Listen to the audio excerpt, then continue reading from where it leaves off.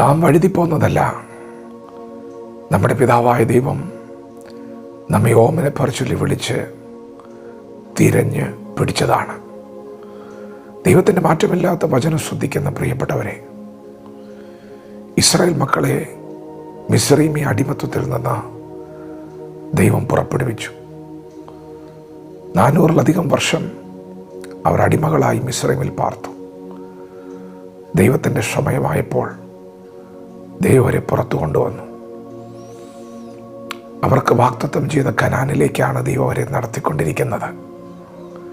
വലിയ സന്തോഷത്തോടെ പാട്ടോടെ അവർ യാത്ര ചെയ്യുകയാണ്. എന്നാൽ ഇസ്രായേൽ ജനം മിസ്രയീം വിട്ടു എന്ന് കണ്ട് തൻ്റെ അടിമത്വത്തിൻ്റെ ചങ്ങലയിൽ നിന്നും അവർ വഴുതിപ്പോയി എന്ന ചിന്തയിൽ വീണ്ടും കൊള്ള പങ്കിടാൻ, പിന്തുടർന്ന് പിടിക്കാൻ ഫറവോനും അവൻ്റെ സൈന്യവും അവർക്ക് പുറകെ ഓടിയടുക്കുകയാണ്. പ്രിയപ്പെട്ടവരെ, ദൈവം ഇസ്രായേൽ മക്കളെ എങ്ങോട്ടാണ് നടത്തുന്നത്? വാഗ്ദത്ത കനാനിലേക്കാണ്. വാഗ്ദത്തത്തിലേക്ക് ദൈവം അവരെ നയിക്കുന്ന പാതയിൽ ദൈവത്തെ ഒന്ന് പാടി സ്തുതിക്കുവാൻ ദൈവം അവർക്കൊരു പുതുവഴി തുറന്നു. അത് ചെങ്കടലിൻ്റെ നടുവിലാണ്.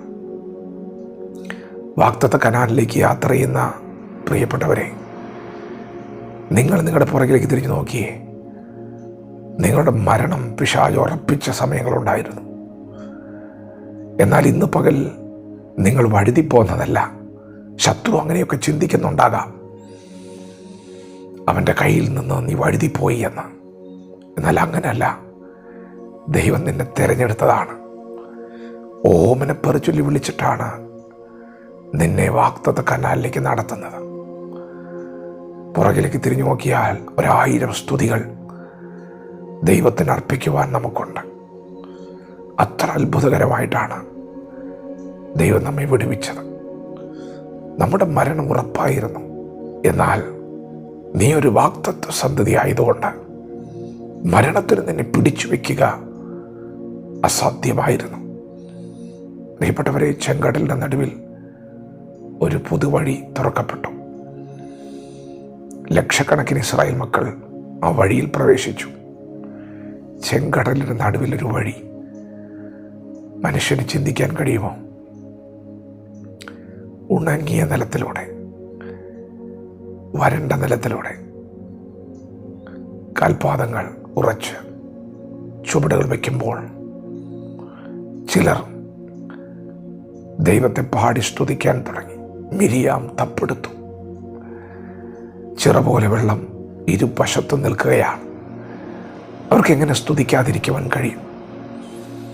പ്രിയപ്പെട്ടവരെ, അത് ദൈവത്തെ പാടി സ്തുതിക്കുവാൻ ദൈവം ഒരിക്കലൊരു പ്ലാറ്റ്ഫോം പോലെ അനുഭവപ്പെട്ടു.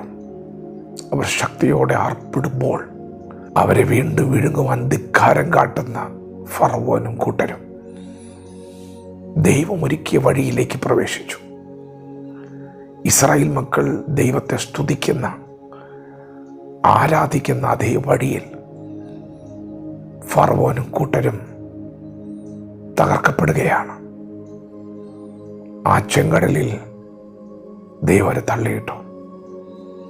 ഇനി ഒരിക്കലും മടങ്ങി വരാതെ വണ്ണം, പിന്തുടരാതെ വണ്ണം ദൈവം ആ ചരിത്രം ക്ലോസ് ചെയ്യുകയാണ്. പ്രിയപ്പെട്ടവരെ, വിശ്വസിക്കുക. വാഗ്ദത്ത സന്തതിയെ തകർക്കാൻ കഴിയത്തില്ല. നിന്നെ തകർക്കാൻ കഴിയില്ല. നീ വഴുതി പോകുന്നതല്ലെന്ന് ദൈവം തെളിയിക്കും. ഒരു കളം ഒരുങ്ങുന്നുണ്ട്. നീ എനിക്കുള്ളവൻ തന്നെ എന്ന ദൈവം അടയാള സഹിതം വെളിപ്പെടുത്തുവാൻ ഒരു പ്ലാറ്റ്ഫോം ഒരുങ്ങുന്നുണ്ട്. നിന്നെ ഭയക്കുന്നവർ കണ്ട് ലജ്ജിക്കേണ്ടതിന് നന്മയ്ക്കായ ഒരടയാളം ദൈവം അത് ചെയ്യും. ദൈവം അത് ചെയ്തിരിക്കും. തൻ്റെ മക്കൾക്കെതിരെയുള്ള ശത്രുവിൻ്റെ പ്രകോപനങ്ങൾ, പിന്തുടർച്ചകളെല്ലാം ദൈവം അവസാനിപ്പിക്കും. ദൈവം നിങ്ങൾക്ക് സ്വസ്ഥത നൽകും. ദൈവം തൻ്റെ ജനത്തിൻ്റെ സ്ഥിതി മാറ്റുമ്പോൾ യാക്കോബ് സന്തോഷിക്കുകയും ഇസ്രായേൽ ആനന്ദിക്കുകയും ചെയ്യും. ആർക്കും എടുത്തു മാറ്റാൻ കഴിയാത്തൊരു സന്തോഷം ദൈവം നിങ്ങൾക്ക് മറച്ചു വെച്ചിട്ടുണ്ട്. ആർക്കും എടുക്കാൻ കഴിയില്ല. ക്ഷമയോടെ കാത്തിരിക്കുക. അല്പനേരത്തേക്കൊരു കഷ്ടപ്പാടുണ്ട്. ക്ഷമയോടെ കാത്തിരിക്കുക. ഈ ഭൂമിയിൽ ഒരു വിടുതലുണ്ട്. നിങ്ങൾക്കൊരു ആരാധനയുണ്ട്. എന്നാൽ ദൈവം നിങ്ങളെ കൊണ്ടുപോകുന്നത് നിത്യതയിലേക്കാണ്. അവിടെ കണ്ണുനീരില്ല, ദുഃഖമില്ല, മുറവിളിയില്ല, മരണമില്ല. അവിടെ വലിയ സന്തോഷമാണ്. ആർക്കും തൊടാൻ പറ്റില്ല. ദൈവമാണ് നിങ്ങളെ വിളിച്ചത്. ദൈവമാണ് നിങ്ങൾക്ക് സ്വസ്ഥത നൽകാൻ പോകുന്നത്. ദൈവം പരമാധികാരിയാണ്. ദൈവം സർവശക്തനാണ്. സകലത്തെയും ഭരിക്കുന്നവനാണ്. ദൈവം നിങ്ങൾക്ക് വേണ്ടി ശാശ്വതമായത് ചിലതൊരുക്കിയിട്ടുണ്ട്. നിങ്ങളതിലേക്ക് പ്രവേശിക്കാൻ പോവുകയാണ്. വിശ്വസിക്കുക. വചനത്തോട് പ്രതികരിക്കാം. ദൈവം നമ്മെ ഓരോരുത്തരും ഈ പകൽ അനുഗ്രഹിക്കുമാറാകട്ടെ. ആമേൻ.